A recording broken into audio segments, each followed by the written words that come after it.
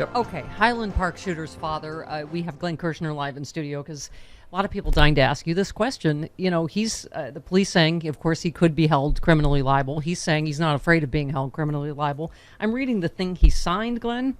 It says issues of. Hang on one second. Sorry. What he signed is he agreed to be, quote, liable for any damages resulting from the minor applicant's use of firearms or firearm ammunition. Isn't that pretty straightforward? Yeah, I'm glad he's not afraid of being held criminally liable. We're not afraid to hold him criminally liable, and it should be done because, again, if we don't fight this on all fronts, well, then we're just allowing the death of more of our friends and loved ones. And again, I'm not here to beat up on the current administration, but if I were president, which would never happen because I can't run for office, I would sign executive orders with my right hand all day, every day until it fell off, and then I would sign executive orders with my left hand. Think about what Donald Trump did when he first came to office. Within, I think, a week of being sworn in, he was signing a Muslim ban that was banning human beings from our country. He was banning human beings. And what happened? It was struck down. So what did he do? Did he give up? No. He and his dirty, ugly, hateful group of lawyers went back, retooled, signed another one, and that one was upheld. He banned human beings from our country. We should be, the president should be signing executive orders flooding the zone with good, the way Donald Trump flooded the zone with bad. And then, Steph, we go into court and we fight for those executive orders. And one of two things will happen. The courts will either uphold them, all for the good, because now we've won and we've protected people, or the courts will strike them down, and then we go back, we retool, we do it again based on what we learned from the court opinion, we get it right, and we do good for people. I don't understand why we're not going scorched earth, flooding the zone with good. No, I'm a by any means necessary, yes and kind of person. Like, yes, voting is the number one way to get real gun legislation to codify Roe, on and on. But I think you're right. We are fighting a threat we've never fought in America. And it is encroaching fascism, and we have to fight it however we can. Let me just ask you legally on this, because we were talking about the prosecution of the Crumblies in Michigan. Remember this last Ethan, the last shooter? He was 15 at the time. Cremo is 21. Under Michigan law, an involuntary manslaughter charge can be pursued when someone's negligent act or omission results in the death of another. But Illinois requires a showing of recklessness to obtain an involuntary manslaughter conviction. That means prosecutors there have a higher standard than what was used to charge the parents in Michigan, particularly because the parents of an adult don't have the same legal duties as that of a minor. So, but then you have the thing that he signed to get his underage son a gun, despite threats to kill the whole family, kill himself, police incidents, on and on. Right? The thing he signed said acts he commits while a minor. Is that what it said? Well, you would ask for the thing I threw in the garbage. Thank you very much. I think that it says under an affidavit Cremo's father signed, he agreed to, quote, be liable for any damages resulting from the minor applicant's use of firearms or firearm. So since he was 21 when this happened, does that negate the minor part of that? Hang on, let me see if I can find. Oh, Glenn, hi. Yes. Do you know?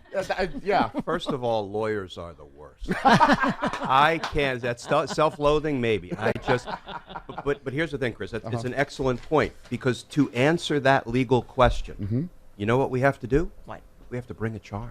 Oh, okay. Yeah. And we have to let the courts decide. We are so determined as lawyers and as prosecutors to self-edit. Like when people say, well, I don't know if we can prove Trump's criminal intent. Well, first of all, yes, we can. I've heard that, but yes, we can. Yes. Maybe we co-opt that and we apply that to whether we should charge Donald Trump. Yes, we can.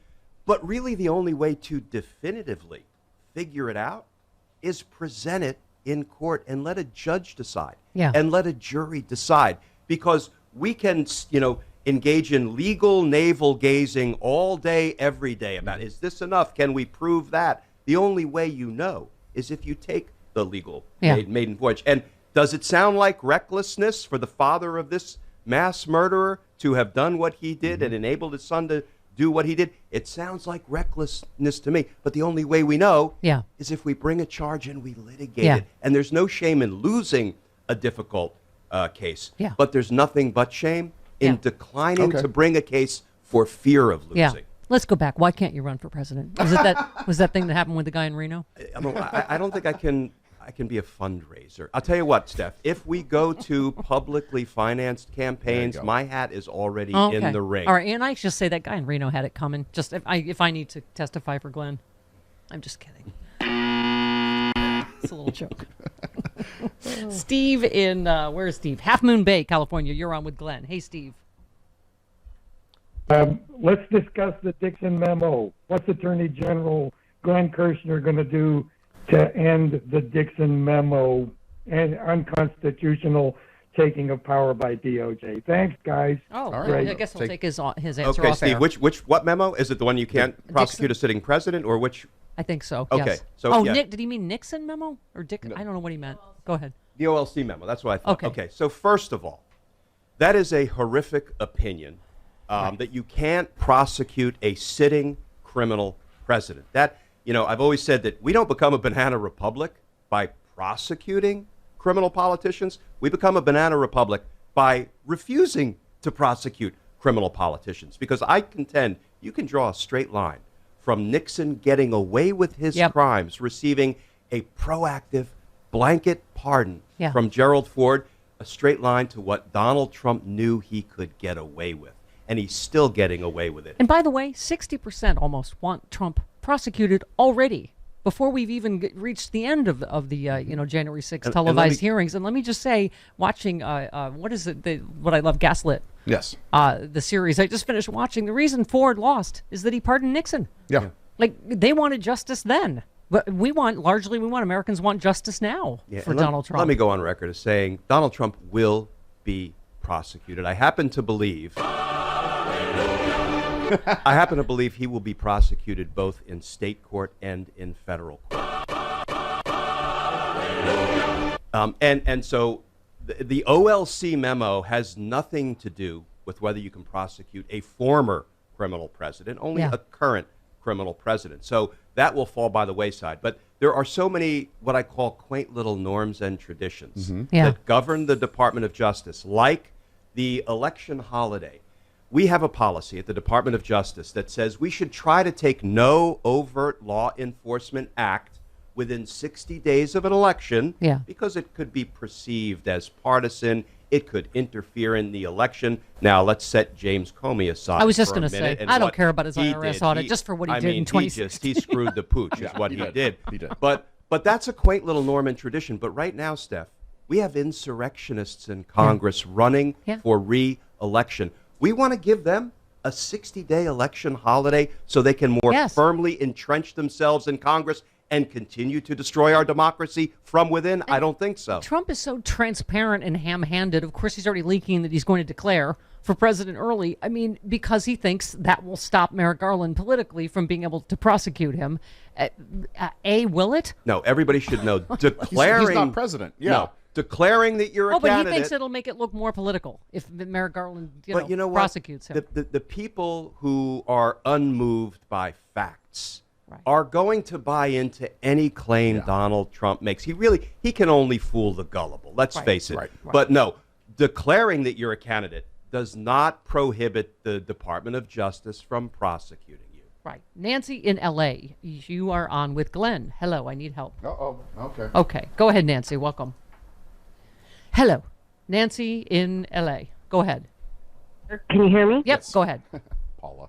Yeah. Hi to all of you, Stephanie, Chris, Jody, and Glenn. And Glenn, I love your Justice Matters videos. I watch them all the time. And I don't know why you don't have your own show on MSNBC. Oh, that's a dandy idea. Yes, it is. But I had a question for Glenn. Glenn, I don't understand what the consequences are for people who get subpoenaed and then they either don't comply or they comply and plead the fifth. I mean, do they ever get punished in any way? Great question, Nancy. Is it so? Pleading the fifth. A lot of people mock it. Donald Trump mocks it. He says only mobsters plead the fifth. I embrace it. Why do I embrace it? Because it's one of our constitutional rights. Yeah. If we didn't have a Fifth Amendment right against self-incrimination, the police could arrest people, decline to Mirandize them, and then beat a confession out of them. So I embrace and I welcome the Fifth Amendment right against self-incrimination. However, once you invoke it, like Roger Stone did and Mike Flynn and John Eastman in front of the January 6th committee, we the people get to make some decisions based on you pleading the Fifth. Like, that means you committed crimes.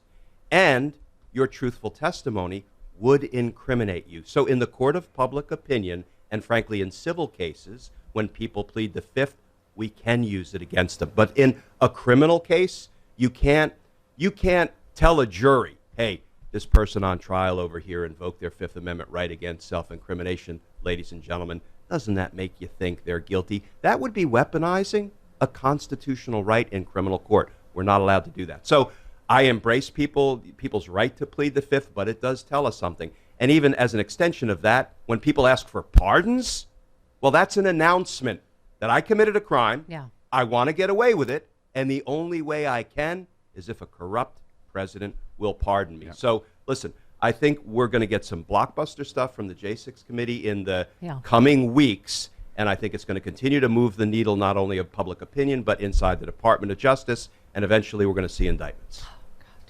I'm sorry, I can't stop the choir. They're too excited. They are too excited. They came in person now that Glenn Kirschner is here. Didn't you, choir? I think you flooded the basement.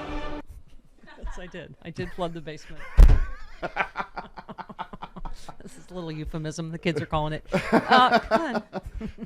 Did you ever think you're, I don't know, not just a prosecutor as an American, you would hear a general in the United States Army like Michael Flynn take the Fifth when asked, do you believe in the peaceful transfer of power in the United States of America? And why is that guy not called up and court-martialed, number one? Thank you, Steph. I took the same military oath as General Flynn. I was an Army JAG back in the 80s, prosecuting court-martial cases. Even hotter. And I'll tell you, when I saw Mike Flynn do that, I thought, why in the world is the Army not reactivating him, returning him to active duty, and court-martialing him? Right. The only good answer I have to that question is because DOD, the Department of Defense, is coordinating with DOJ, the Department of Justice, and civilian criminal charges will be brought against Mike Flynn, I hope. Okay. That's the only satisfactory answer to the question, why isn't he being court-martialed? Okay. There are only a few good men, by the way, that could make me come to the other side of heterosexuality, and you certainly are one of them. Hey, you know what? Donald Trump ordered the code red on the IRS thing as well as the January 6th code red. You ordered the code red. Don't you think? I did the job. Did you order the code red? Damn right I did. You can't handle the truth. He said he was former JAG, and I just wow. Okay. Mrs. Kirschner. Yeah, the lovely and talented Mrs. Kirschner is sitting right here. She can't reach me. She's many feet away. She's cheerleading me back there. Yes. She knows he's hot, obviously. I am not a piece of meat. Yes. Glenn's like, I am well, right I kind of here. am, but still, that's not the point. My eyes are up here, ladies.